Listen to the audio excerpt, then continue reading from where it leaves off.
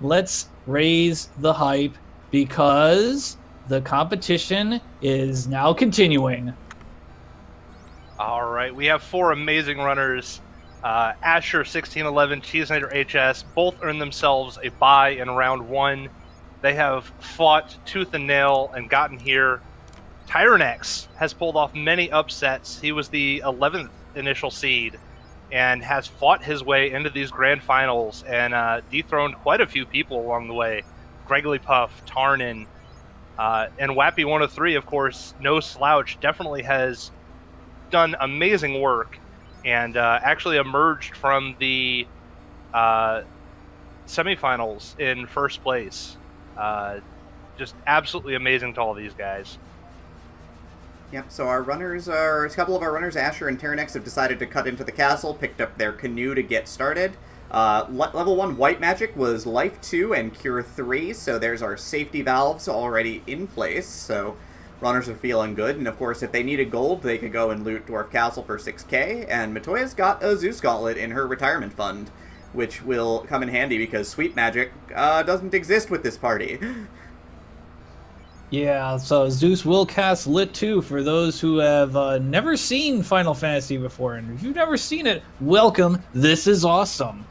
We also saw a Pro Cape find, so that's also pretty good. And we've got a Garland fight over on Cheesenator's side. We have a Pirate fight over on Wappy's side.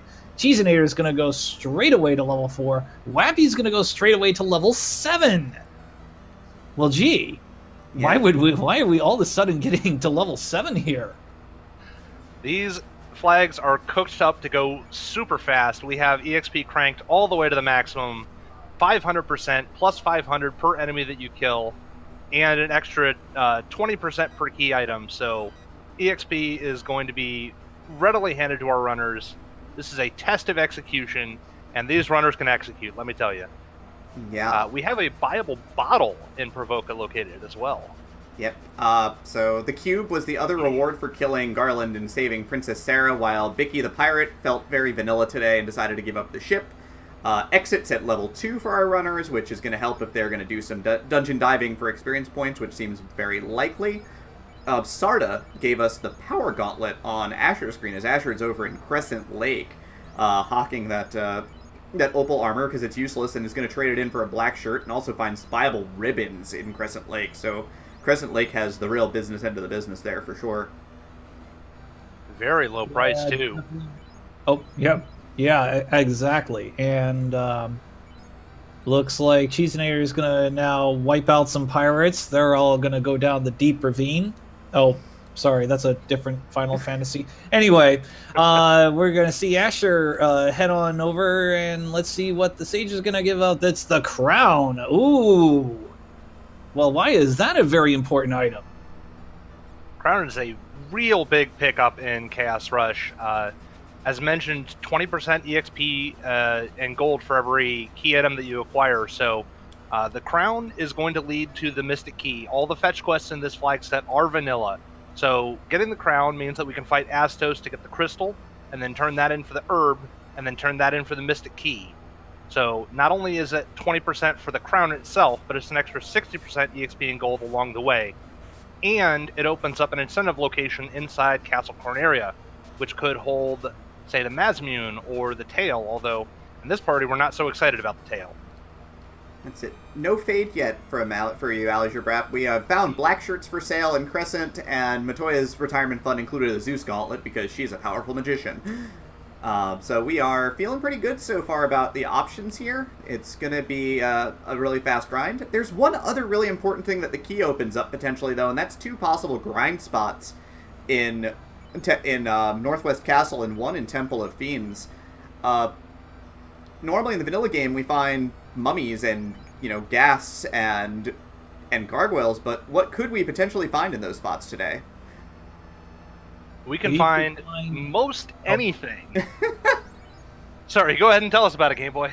Yeah, well, yeah, you pretty much said it. We can find anything. We can find imps. We also can find iron golems. and if you find those, oh boy, experience point city. But right now it's going to be Tyrannex going to the volcano. He wants lots and lots of treasure. Yep. Yeah, the Charger play is interesting here. Oh, but he finds a ribbon right off the bat, so he's clearly 5 steps ahead of me. I mean, he does. I don't think he knows that he's only saving himself about 8,000 gold pieces. But hey, it's all good there. Ooh, Astos is not going to be easy. Came with Blizzard. Ouch. Rest in peace, Wappy. Long may you reign. Well, there is an Astos that was knocked out over an Asher's side. That will take everybody to level 10. We probably will be playing this to level 32, and it is not going to take a long time. I mean, these races are going to fly. We're talking, like in this situation, we're probably going to be done in about 20 minutes. Yeah, Astos so far been very friendly towards Cheesenator as well, as Cheesenator is able to get the kill with 4 shots of the Zeus Gauntlet there. Single item, very lucky break there, because we know that Blizzard's in the background for sure. Heal 3 is at level 4, the 3rd most powerful white magic spell in the game for certain. Heals the entire party for about 48 to 96 hit points. Yeah, it's going to keep our party nice and topped off. And in this flag set, remember, we have a short Topher, and it is open as soon as you kill Garland. So at any point, our runners can choose to go challenge the alternate final boss and the 2 fiends waiting for us. Game Boy, what alternate final bosses might we see today? Oh, we could see just about anything. We have the double dragons, which would be very optimal for this setup here with 2 black belts and a white mage. Which is Carrie and Tiamat. Carrie 2 and Tiamat 2, excuse me. We have the Fun Dead, which would be a bazillion phantoms and 2 liches. Lich 2, excuse me. We have Wacka Chaos, so there are like 9 monsters, 8 of them are Garland, 1 of them is Chaos, and you don't know which one it is. And then there's 2 War Mechs and 6 Bad Men, and that would that would be the perfect counter to what is usually a very sweet party composition. All right, so we've got a lot of our spell checks out of the way. We've seen magic at levels 1 through 4 and at level 6, and still no sign of fade. So Melman's probably one of our last hopes to see it. If we could get a level 5 fade, it's still on the table. Otherwise, that might be not be in the cards for our runners. Yeah, a lot of talking about the great hierarchy of white magic here. Cure 4, accessible at 6, Life 2 is at 1. We haven't seen Fade yet, but Tyrannex is in Melbourne, so keep me reported. The original Life Magic, Life 1, Exit, Heal 3, and then Harm 4 in case of the Undead running you over. Everything else is a lot less exciting, honestly. Fog 2 is probably the next on that list, slightly better than Invis 2, and there is Fade at level 5, thankfully. Not that we're not going to get a ton of grind, but, it certainly will help them hold their jump start in those kind of awkward in-between stages. We also saw the defense sword for sale in the Melmond weapon shop, as well as pro rings for an extremely cheap price of like 1,800 in the armor shop. Yep. Tough break, though, for Cheesenator. First one into the armory here, and Asher right behind. They find the Rod, which is, again, 20% experience, but what it's not, well, it's not the Masamune. No, but we have our first sighting of a spike tile, and that is 3 ogres and a hyena. This is going to be okay to start, but you don't want to hang out here for a long time. We're about to see another spike tile. Saber-tooth tiger and catmen. That is also not going to fly. We're about to see the other grind spot as soon as Tyrannex heals up. Oh, that's a little better. Giants and iguanas, but Tyrannex is going to pass. Yeah. Giants and iguanas in the Hall of Giants? Man. I'd say that is this even vanilla. I'd say that is this even randomized, but it actually is. The giant and iguana encounter is a overworld encounter that's not normally in a spike tile. And even worse, the earth elementals are man-cats, and Tyrannex is going to get that nasty surprise that man-cats, of course, resist all 3 elements, and so this is not going to do an awful lot for him. Asher finds some fires in the Northwest Castle, which could potentially be an okay grind if they have low HP. And it looks like they don't have too much. Cheesenator, I think, found some wild sandworms. Yeah, as opposed to the store-bought sandworms, I guess they'll have to do. Well, Asher did take care of those fire elementals, but they have stun touch, so that's I don't know if that's the best grind out there, but it did vault him up to level 15. But the sandworms put Cheesenator up to level 17. Yeah, black shirts helped a lot there. The runners who are on Zeus gauntlets wouldn't actually be able to grind the fire tile efficiently, so that's not exactly an option for everybody right now. Importantly, that's a high enough level for Tyranix to start casting Fade, so he now has a lot more options on the table. Yeah, Asher's done with fire elementals, sees ogres on the other trap tile, and decides that he's good. Tyranix is going to go through the crown chain a little bit behind the rest of our team, and it looks like the on-reset sandworms are going to be the play here for Cheesenator, deciding to do overworld grind, which is netting about, for these two characters, 9,000 experience points per fight. That's pretty good. You can't do a whole lot better than that if you're doing grind tiles. So if this isn't very many steps, this is definitely a worthwhile fight. Yeah, you can theoretically do better on grind tiles depending on how fast it is, but it looks like it's about 16 steps, which is not bad at all. Yeah, I guess the only issue Cheesenator might have is that one of the black belts is gone. And is that a good idea when you're, against the clock here? I think that really depends on how Topher rolls. If he's doing a two-man grind, he could get to 32 or even 42 pretty quickly. And if we end up seeing something where we don't necessarily need that much AoE, for instance, if we have a double dragon fight, I think this is an absolutely great play for him. Yeah, you're only investing the time into two characters, not a whole party of threes, so... Yeah, and the White Mage will have the grind as well to cast the Fade in case we do need the AoE. Like, you can see over on Wappy's screen that there's 6 charges of Fade already, and the White Mage is in the 20s. So, we're in great shape for Fade charges for sure here. Tyranix still looting, finding a Power Staff and some money here in the Elfland Armory, but nothing too exciting. It looks like... Wappy's decided that fire elementals are going to be the way to go, trying to keep at least one black belt alive here as one gets knocked down to 1 hit point. But is able to kind of drill through there. The 3 for the party of 3 gives 58-48, so probably, about half of that is 29, so 58 and 29 is not bad. It's, 8,700 experience if he lets one black belt die. Yeah, I think this is an important... skill in Chaos Rush.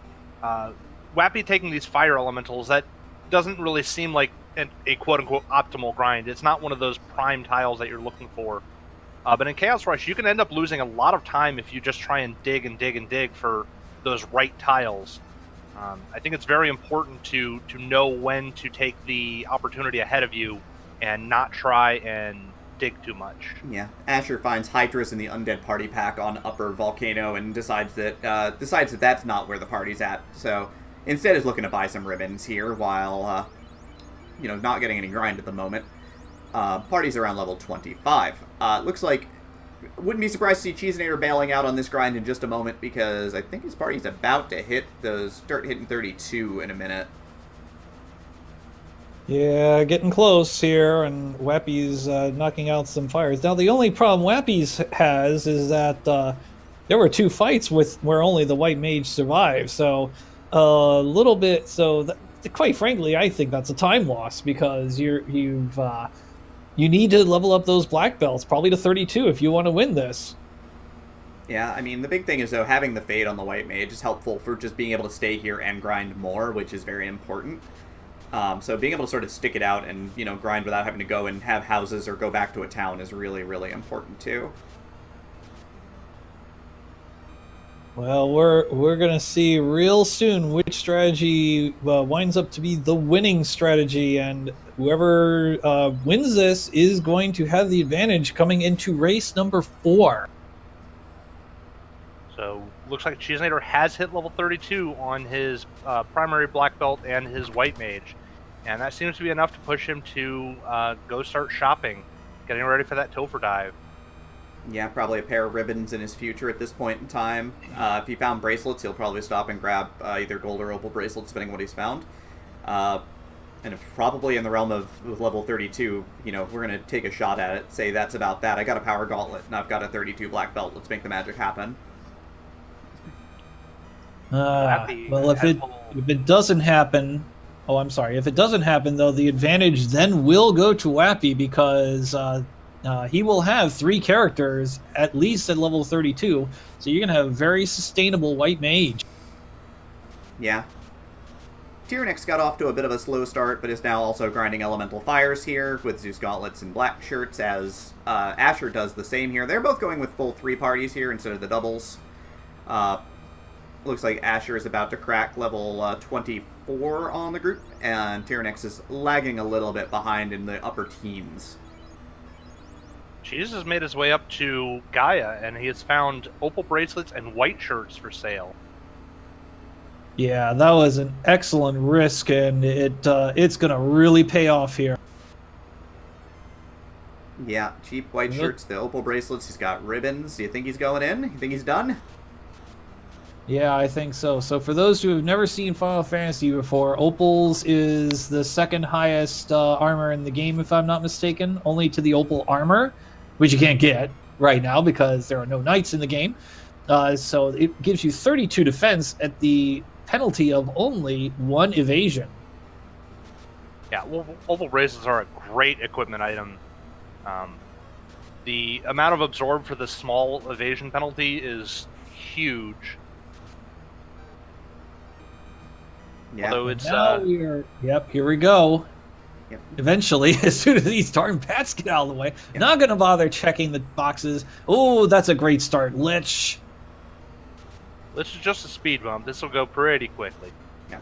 On the other screens right now, Tyrannix is doing some shopping, grab some houses, grab some ribbons, is going to save here in Crescent Lake. The other 2 runners, Wappy and Asher, are loose grinding right now. They are going to be pushing out level 32 in just a moment. So it's likely that we'll see both of them make a break for it out of Northwest Castle shortly.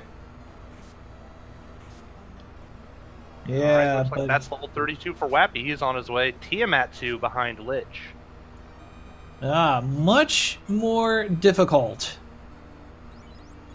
Yep, showing Tiamat some proper respect, throwing up the white shirt and the Invis 2, so 2 stacks of evasion will, decrease the chance of being hit by about 30-ish%, which is, of course, a great start here. So the team is going to be pretty well protected from melee attacks. 3 for 152 on the white mage is pretty solid, honestly.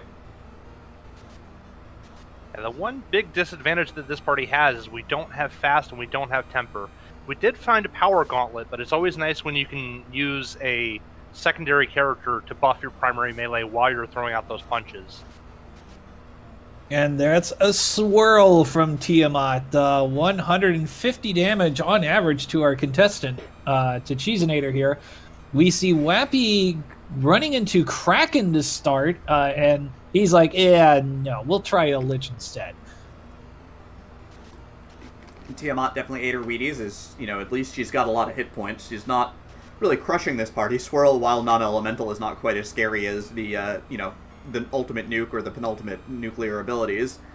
But down goes Tiamat to a flurry of powered-up fists here.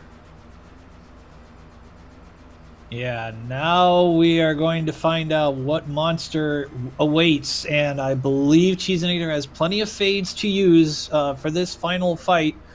Well, here we go. It is the Fun Dead. Oh, boy.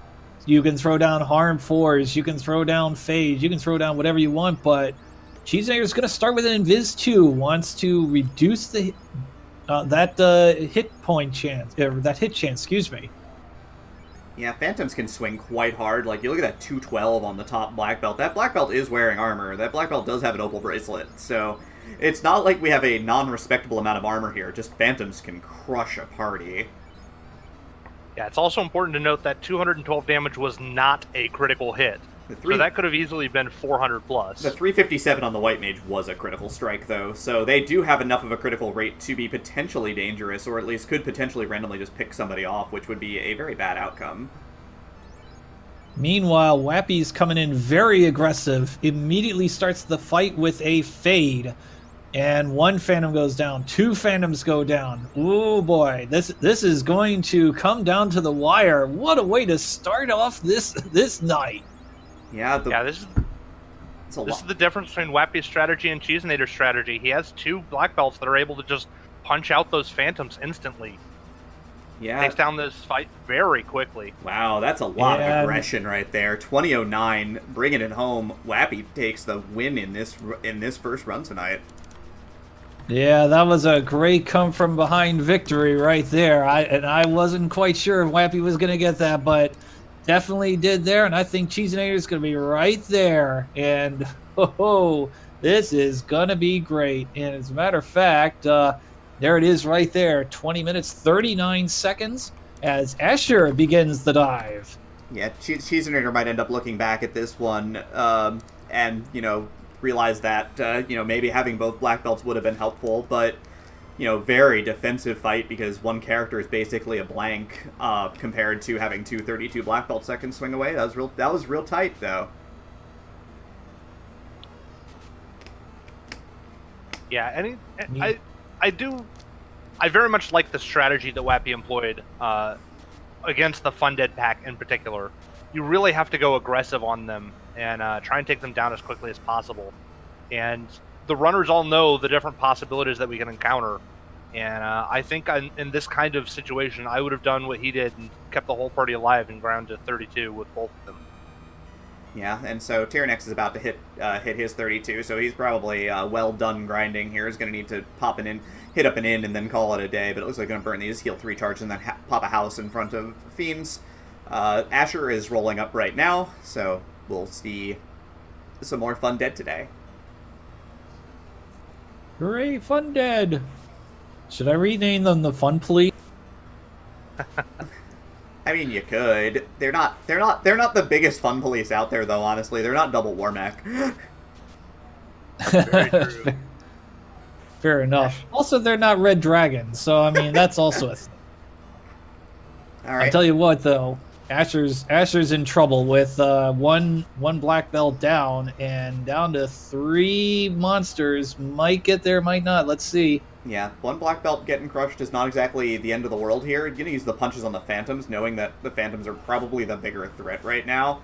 1 Phantom does go down, and that's the last of them, so now with a clear path to victory, probably 2 punches away here, honestly. And then if that's the case... Well, if that's the case, and it is 22 minutes 45 seconds, that means Tyrannex is in the same boat he was in after race 1 last night. Yeah, let's see if he can turn this around, though. Last night, he might have started out behind, but the second race, he got the first place finish and tied it right back up, so... These are point standings going into race 4. Our runners have done a great job, so we'll see what's coming up next.